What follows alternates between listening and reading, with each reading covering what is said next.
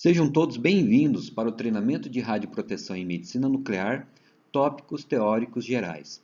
Como é de conhecimento de todos, a Comissão Nacional de Energia Nuclear, CNEM, é um órgão superior de planejamento, orientação, supervisão e fiscalização. A CNEM também foi concebida com o objetivo de estabelecer normas e regulamentos em proteção radiológica e de ser responsável por regular, licenciar e fiscalizar a produção e a utilização de energia nuclear no Brasil. Portanto, nós respondemos e somos regidos pelas normas e regulamentos desta comissão. De acordo com a norma da CNEM NN 3.05, intitulada Requisitos de Segurança e Proteção Radiológica para Serviços de Medicina Nuclear, todos os indivíduos ocupacionalmente expostos, ou seja, trabalhadores que de alguma forma estão expostos à radiação, devem passar por esse treinamento em sua admissão nos centros de medicina nuclear e reciclagens anuais. Esse treinamento deve atender pelo menos ao conteúdo mínimo descrito no anexo 1 dessa norma. Para iniciarmos, trarei alguns conceitos. Vamos lá. A medicina nuclear é uma especialidade médica que, utilizando métodos seguros, praticamente indolores e não invasivos, emprega materiais radioativos com finalidade diagnóstica e terapêutica. Usa quantidades mínimas de substâncias radioativas como ferramenta para acessar o funcionamento dos órgãos e tecidos vivos, realizando imagens diagnósticas e também tratamentos. Basicamente, material radioativo, na maioria das vezes o tecnésio 99 metastável, é obtido do gerador, em azul na imagem, e combinado com o fármaco, representado na imagem pela seringa, tornando assim um radiofármaco, e administrado no paciente. O paciente se torna radioativo e a radiação sai do seu corpo para formar imagem na gama-câmara, aqui a figura mais à direita. Radiação é um processo físico de emissão e de propagação de energia por meio de partículas ou ondas eletromagnéticas. Esse processo pode ocorrer no meio material e ou também no vácuo. São exemplos de radiações bastante conhecidas as radiações alfa, beta, gama, raio-x, ultravioleta, luz visível, ondas de rádio, infravermelho, microondas. A radioatividade é um processo espontâneo pelo qual um núcleo instável emite uma partícula ou radiação eletromagnética e se transforma em um núcleo filho mais estável. Se esse núcleo filho for instável, irá decair ainda mais em uma série de decaimentos até que um arranjo nuclear estável seja alcançado. Materiais com essas características são ditos radioativos. A radioatividade está em toda parte, sem nenhuma intervenção humana. Existe material radioativo na terra, na água e no ar, causada pelos elementos radioativos naturais, que estão associados ao urânio e ao tório presentes nesses locais. Existe também radioatividade no próprio corpo humano. Nossos tecidos e ossos possuem elementos radioativos, como o potássio 40 e o carbono 14. No nosso planeta, existem materiais radioativos naturais dispersos em todos os meios e muitos deles estão dispersos no solo.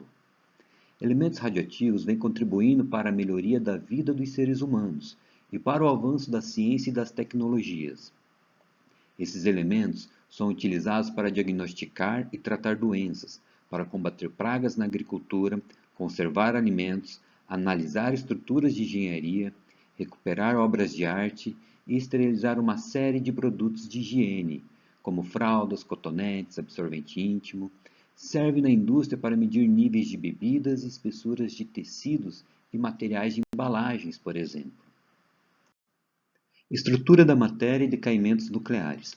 Nesse modelo atômico, temos descrito o núcleo do átomo composto por prótons e nêutrons, e externamente, na eletrosfera, estão os elétrons. O núcleo é instável quando a combinação do número de prótons e nêutrons não lhe oferece a condição de estabilidade. Nesse cenário de estabilidade nuclear, o átomo se transforma em outro, a partir da emissão da radiação do seu núcleo. O importante decaimento em medicina nuclear é do tipo beta, onde o nêutron dá lugar a um beta- ou um próton a um beta-. Já o decaimento tipo gama surge quando o núcleo migra de um estado excitado de maior energia para um estado excitado de menor energia, emitindo um fóton gama. O número de prótons de um elemento químico é o seu número atômico. Os elementos químicos são ordenados na tabela periódica de acordo com o seu número atômico. A soma do número de nêutrons e prótons é o número de massa. Elementos com o mesmo número atômico, mas massas distintas, são ditos isótopos.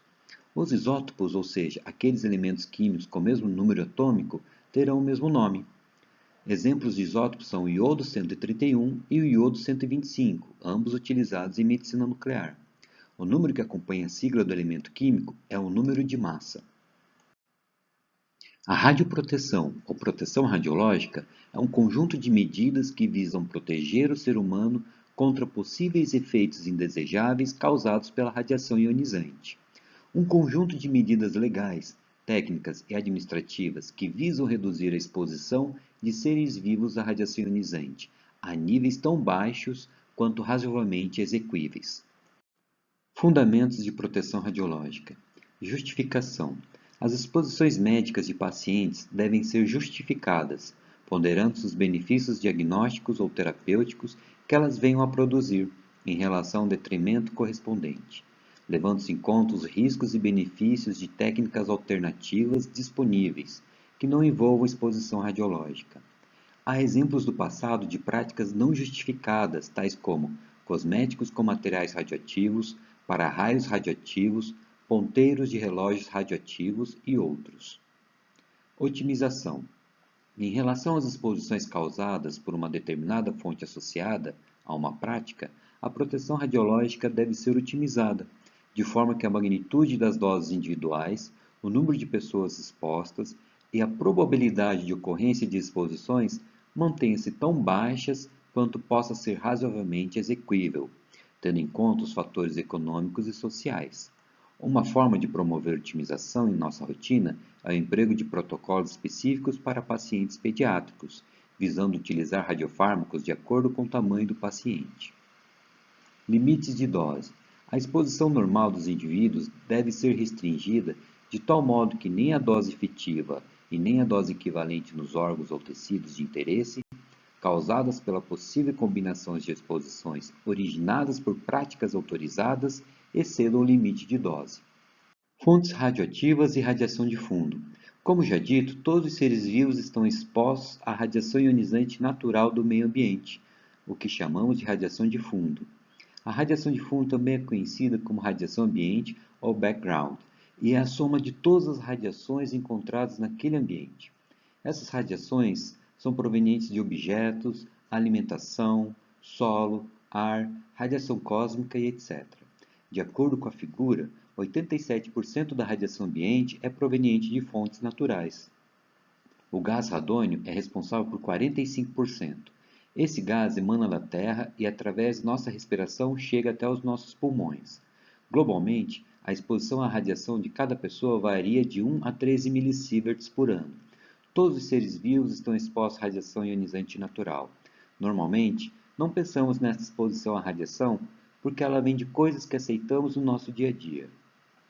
Embora exista uma variação mundial nos níveis, a realidade é que sempre estivemos e sempre estaremos expostos à radiação de fundo de fontes naturais. Uma fonte radioativa não selada é aquela em que não há qualquer tipo de proteção com o propósito de impedir o contato dela com o meio ambiente. Em nossa rotina, as seringas com radiofármacos são as principais fontes radioativas não seladas. Fontes radioativas. Fonte selada é definida como um material radioativo totalmente encapsulado em um metal ou outro material, de modo que não há nenhum contato entre o material radioativo e o meio exterior. Em medicina nuclear, as fontes seladas são usadas em sua maioria para a execução de testes, controles de qualidade que avaliam exatidão, precisão, reprodutibilidade e linearidade de resposta dos equipamentos. Manuseio de fontes radioativas. Use sempre as luvas descartáveis. Elas proporcionam uma forma eficaz de proteção contra a contaminação radioativa. Sempre que possível, manipule ou armazene as fontes radioativas em blindagens para reduzir as exposições radiológicas. As pinças são muito importantes na manipulação de fontes, pois oferecem uma maior distância entre as fontes e as mãos. Roupas como jalecos com mangas compridas e calçados fechados são úteis para evitar contaminação na pele. Evite permanecer muito tempo em ambientes com fontes radioativas. Quanto maior a proximidade e tempo, maior será a exposição radiológica. Ambientes como sala quente, a sala de espera de pacientes injetados têm essas características. Não comer, beber ou ingerir qualquer tipo de substância dentro do laboratório de manipulação, também conhecido como sala quente. Preparar, forrando ou embalando objetos e locais passíveis de contaminação. É importante embalar com plástico e papel absorvente tudo que possa ter contato com radiação. Por exemplo, bancadas, bandejas, braços das esteiras, macas, braços das cadeiras de injeção, transportadores de dose e etc. O papel serve para conter derramamento do líquido e o plástico evita a contaminação. Fontes radioativas, fonte radioativa artificial. A fonte radioativa artificial é composta de material radioativo produzido pelo ser humano. Essas fontes são provenientes de reatores nucleares e aceleradores de partículas. Nas figuras abaixo, da esquerda para a direita, temos o gerador de tecnécio, que é produzido em reator nuclear.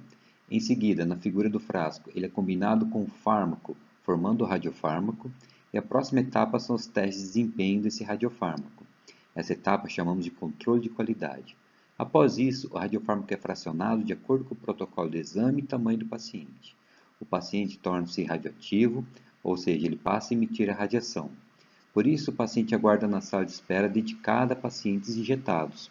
Após o tempo de espera de acordo com o protocolo de exame, o paciente vai até a sala de exames e deita sobre a maca do equipamento tipo gama-câmara. Lembrando que é o paciente que emite radiação e não a gama-câmara. Efeitos biológicos da radiação. Efeitos determinísticos. Os efeitos determinísticos são efeitos causados por irradiação total ou localizada de um tecido, causando um grau de morte celular não compensado pela reposição ou reparo, com prejuízos detectáveis no funcionamento do tecido ou órgão. Existe um limiar, ou seja, um patamar de dose, abaixo do qual a perda de células é insuficiente para prejudicar o tecido ou órgão de um modo detectável. Isso significa que os efeitos deterministas são produzidos por doses elevadas, acima do limiar, onde a severidade ou gravidade do dano aumenta com a dose aplicada. A probabilidade de efeito determinístico, assim definido, é considerada nula para valores abaixo do patamar e de 100% acima desse nível. Limiares de dose para efeitos determinísticos nas gônadas, cristalino e medula óssea. Nessa tabela temos como exemplo o valor de dose para esterilidade temporária, que é de 150 millisieverts em uma única exposição. E para a catarata, para uma única exposição, esse valor é de 5.000 millisieverts. Na medula óssea, a gente tem um comprometimento acima de 500 millisieverts. São valores muito acima daqueles oferecidos aos pacientes de medicina nuclear, que fica em torno de 1 a 10 millisieverts no paciente. Efeitos estocásticos são aqueles em que a probabilidade de ocorrência é proporcional à dose recebida, sem a existência de um limiar. Isso significa que doses pequenas, abaixo dos limites estabelecidos por normas e recomendações de proteção radiológica, podem induzir tais efeitos. O efeito de transformação celular não necessariamente quer dizer que a pessoa irá desenvolver alguma doença, mas também pode desenvolvê-la. Entre as doenças que podem desenvolver estão o câncer, entre outros. Limites de dose efetiva e equivalente. O limite de dose efetiva é de 20 millisieverts em um ano calendário, ou seja, de janeiro a dezembro. Esse limite é uma média ponderada em 5 anos consecutivos, desde que não exceda 50 millisieverts em qualquer ano. Esse limite se aplica aos resultados do dosímetro de tórax. A dose equivalente para o cristalino é de 20 millisieverts em um ano. A dose equivalente para extremidades é de 500 millisieverts em um ano, para pessoas que usam dosímetros de extremidade. Esses dosímetros são para trabalhadores que manipulam os materiais radioativos. Gestão da qualidade. Para além dos controles de qualidade exigidos em norma, a gestão da qualidade na medicina nuclear é também o gerenciamento de processos para maximizar tanto a eficácia como a eficiência das práticas assistenciais e administrativas. A seguir, alguns controles de qualidade exigidos em norma. Controle de qualidade e registro diários, mensais, semestrais e anuais de todos os parâmetros das gama-câmaras. Controle de qualidade dos monitores de radiação. Controle de qualidade, calibração e registros do medidor de dose. Gestão da qualidade. Na gestão da qualidade é muito importante o mapeamento dos processos e elaboração de protocolos, que são as PCs, e os registros, que são as RCs. auxiliam na padronização de cada etapa, auxiliam na garantia da qualidade dos exames e terapias. Na medicina nuclear, uma etapa depende do sucesso das demais. As PCs e RCs para as etapas de agendamento, preparo dos pacientes, manipulação de radiofármacos, cálculo de doses, administração de radiofármacos, tempo entre a administração de radiofármacos e aquisição de imagens e outros. Procedimentos em acidentes e situações de emergência. Na ocasião de erro de administração via oral, a remoção do radiofármaco será feita através de lavagem gástrica, uso de laxativos ou sondas. Quando houver erro na administração via intravenosa, a excreção será acelerada através de hidratação e uso de diuréticos. Bloqueadores também podem ser usados para diminuir a dose na tireoide, glândulas salivares e estômago. Na situação de descoberta de gravidez, até a 8ª semana, e essa descoberta em até 12 horas após a administração de iodo 131, será administrado o iodo estável à mãe. Essa medida irá bloquear parcialmente a tireoide dela e do feto. Contaminação radiológica, gestão e qualidade. O protocolo de descontaminação radioativa é a PC031. Um passo importante é identificar a contaminação de pessoas, superfícies, objetos, parâmetros de descontaminação. Quando for objetos, superfície, a gente vai promover a descontaminação acima de 800 CPM e quando for de pessoas, acima de 300 CPM. Para caracterizar como contaminação radiológica ou não, é necessário que se tenha definido o local e a contagem de radiação. Os parâmetros que definem uma contaminação são diferentes para pessoas e superfície e objetos. A contaminação externa terá como resposta a imediata limpeza do local com bastante sabão, muita espuma e enxágue com água corrente abundante. Esse processo deve ser cauteloso para evitar lesões na pele. Cabelos contaminados poderão ser cortados e tratados como rejeito radioativo. Roupas e objetos contaminados não são tratados como rejeitos radioativos, mas são registrados em ocorrência radiológica. Quando houver a suspeita de contaminação radioativa, acione a equipe da radiologia evitando promover a dispersão da contaminação. Meça a radiação de fundo, posteriormente proceda com a medição no local da contaminação. Se necessário descontaminar, utilize itens do kit de descontaminação. Registre os resultados na RC 117, Controle de Medidas de Contaminação Radioativa. Avalie se há necessidade de realizar a descontaminação naquele instante. O local de derramamento com radionuclídeo com meia-vida curta pode ser apenas isolado com plástico e sinalização. Leve em conta o local do acidente, se tem circulação de pessoas.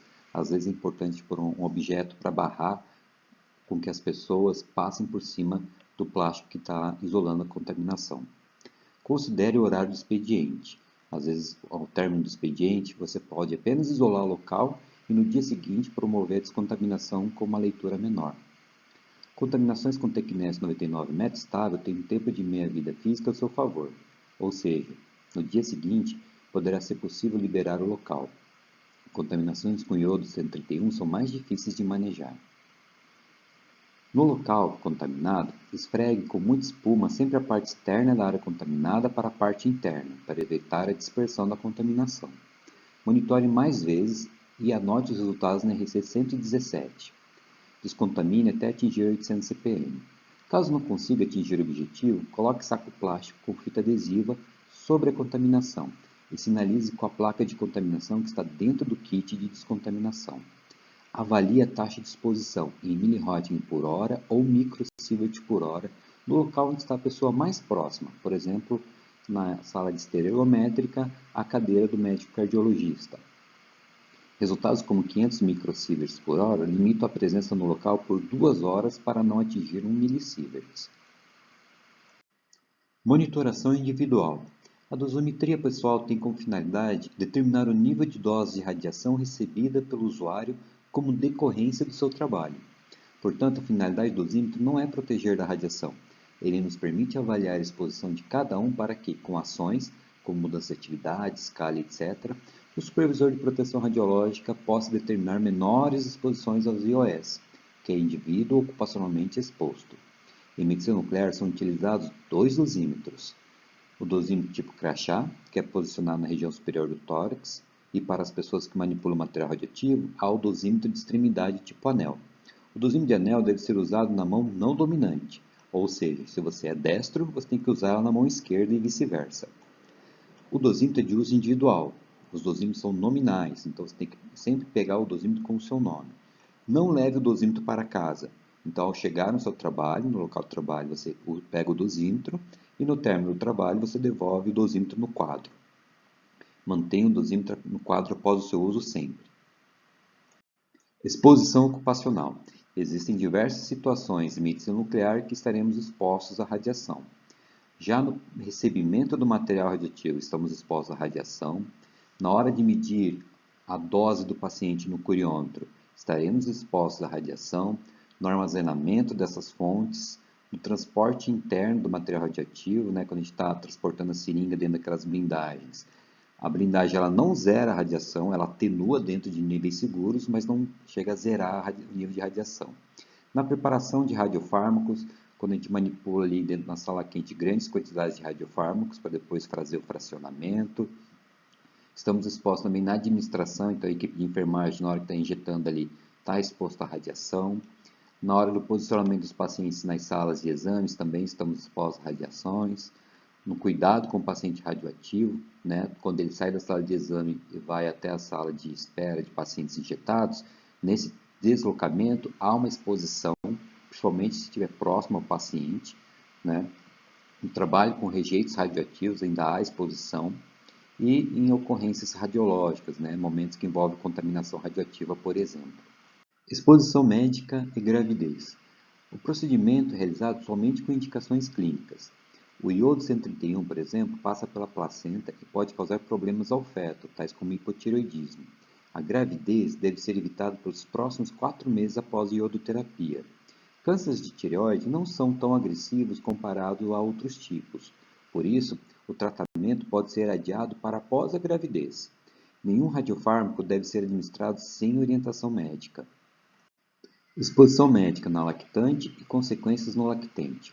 Para a maioria dos procedimentos em medicina nuclear, é recomendado, pelo menos um período, a interrupção do aleitamento materno.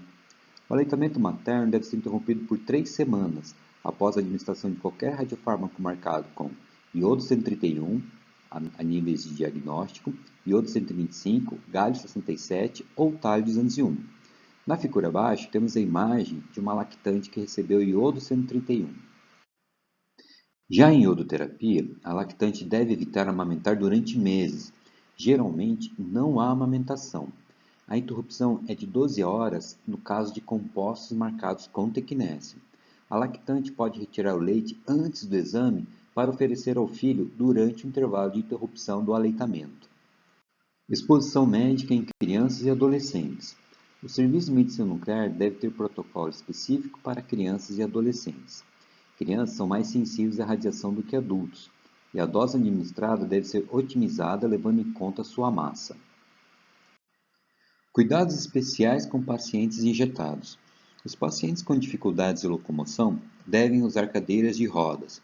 Evite andar de braços dados com o paciente injetado. A condição de paciente injetado não deve impedir o seu socorro, por exemplo, em caso de convulsões, ataque cardíaco, desmaios e outros. Atenção aos pacientes que não conseguem receber orientações, ou seja, procure informar o acompanhante verbalmente ou por escrito. Responsabilidades. Titular. O titular da CERMEN é a Clarissa, e de acordo com o artigo 3º da norma 305 da CENEM, o titular do Serviço de Medicina Nuclear é o principal responsável pela aplicação das resoluções da CENEM e pela segurança e proteção radiológica dos pacientes injetados, dos indivíduos ocupacionalmente expostos e dos indivíduos do público. O titular deve tomar providências administrativas relativas ao licenciamento, manter registros relativos às práticas autorizadas, responder à CENEM quando solicitado, contratar responsável técnico, que é o médico nuclear, e o supervisor de proteção radiológica, submeter plano de proteção radiológica à CENEM, adquirir instrumentos para controle de qualidade, assegurar pessoal treinado na admissão e anualmente, garantir que só pessoal treinado manipule material radioativo e opere equipamentos, garantir que o médico nuclear esteja o tempo todo no serviço de medicina nuclear durante os procedimentos, assegurar o programa de manutenção e controle de qualidade dos equipamentos de diagnóstico, assegurar condições seguras para rejeitos de fontes, garantir a calibração dos monitores de radiação, recolhimentos de fontes fora de uso e exames médicos ocupacionais da equipe. Garantir também o acesso à SENEM às instalações do serviço. Responsabilidades. Responsável técnico, Dr. Eduardo. O responsável técnico deve assessorar o titular na contratação da equipe, deve notificar o titular sobre qualquer procedimento que não esteja de acordo com as resoluções da SENEM, garantir que nenhum paciente injetado seja submetido a uma exposição médica a menos que prescrita por um médico nuclear, garantir os procedimentos médicos realizados sejam devidamente registrados, garantir que haja instruções aos pacientes, acompanhantes, lactantes, garantir que as doses administradas aos pacientes injetados sejam calculadas considerando seu peso, superfície corporal exposta ou outros critérios definidos em procedimentos médicos devidamente justificados. Deve estar presente no serviço de medicina nuclear durante as auditorias realizadas por inspetores da SENEM. Responsabilidades. O supervisor de proteção radiológica. O supervisor de proteção radiológica é o Adriano, e o supervisor deve assessorar o titular e o responsável técnico pelo serviço de medicina nuclear em todos os assuntos relativos à segurança e proteção radiológica. Deve notificar o titular e o responsável técnico sobre qualquer procedimento que não esteja de acordo com o plano de proteção radiológica ou que comprometa a proteção radiológica do serviço de medicina nuclear. Assegurar a aplicação, revisão e atualização do plano de proteção radiológica. Assegurar que os instrumentos de medição da radiação e de diagnóstico sejam operados de acordo com as condições estabelecidas pelo fabricante. Supervisionar a execução do programa de monitoração individual, de monitoração de taxa de dose e contaminação de superfície. Manter os monitores de taxa de dose e de contaminação de superfície calibrados, coordenar e orientar a execução dos programas de treinamento periódico em proteção radiológica dos indivíduos ocupacionalmente expostos. Avaliar o desempenho dos indivíduos ocupacionalmente expostos sob o ponto de vista de proteção radiológica. Proceder a investigações de exposição ocupacional e estar presente no serviço de medicina nuclear durante as auditorias realizadas pelos inspetores da SENEM. Responsabilidades. IOE, indivíduo ocupacionalmente exposto. De acordo com o artigo 13, o indivíduo ocupacionalmente exposto que manipula ou administra radiofármaco deve, primeiro, armazenar corretamente os radionuclídeos e radiofármacos, de acordo com as orientações do Serviço de Medicina Nuclear. Segundo, preparar e fracionar o radiofármaco em conformidade com os protocolos estabelecidos pelo Serviço de Medicina Nuclear e registrar a atividade prescrita e administrada ao paciente injetado. E antes de administrar o radiofármaco ao paciente injetado, verificar a realização e registro do controle de qualidade dos radiofármacos. E se a atividade e o radiofármaco estão em conformidade com o prescrito pelo médico nuclear. E por último, garantir a identificação inequívoca do paciente injetado. No artigo 12, trata sobre as responsabilidades do IOE. Avisar o supervisor de proteção radiológica se houver algum problema relacionado à proteção radiológica, participar dos treinamentos, usar o dosímetro, participar da monitoração de contaminação e fornecer relatórios de outros serviços, relatórios de dose. Então, se o IOE trabalha em outras clínicas, ele tem que trazer uma cópia do relatório mensal do dosímetro. Realizar os controles de qualidade, os diários e mensais, e providenciar os exames periódicos, ter os exames periódicos em dia. Agradeço a todos pela atenção e deixo aqui o meu contato para quaisquer dúvidas ou sugestões. Um abraço.